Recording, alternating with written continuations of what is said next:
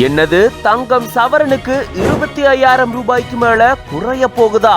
கணிப்பை வெளியிட்டிருக்காரு பிரபல பங்கு சந்தை நிபுணர்.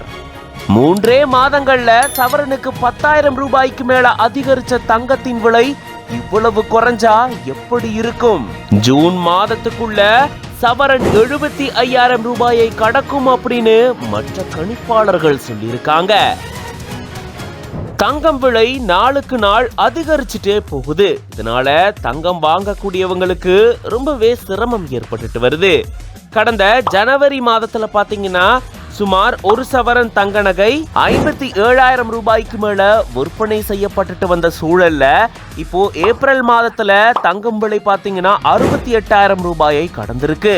3 மாத காலங்கள்ல சுமார் 10,000 ரூபாய்க்கு மேல தங்கத்தினுடைய விலை அதிகரிச்சிருந்திருக்கு. இந்த நிலையில தான் அமெரிக்காவை சேர்ந்த பங்குச்சந்தை நிபுணரான ஜான் மில்ஸ் அப்படின்றவரு தன்னுடைய கணிப்பை வெளியிட்டிருக்காரு. அதன்படி 38% வரைக்கும் தங்கத்தினுடைய விலை குறைய வாய்ப்பு இருக்கிறதா அவர் சொல்லியிருந்திருக்காரு.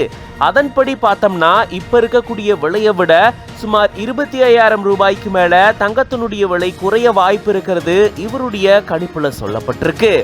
ஆனா மற்ற பங்கு சந்தை நிபுணர்கள் கணிச்சிருக்கிறது இதுக்கு நேரெதிராயிருக்கு.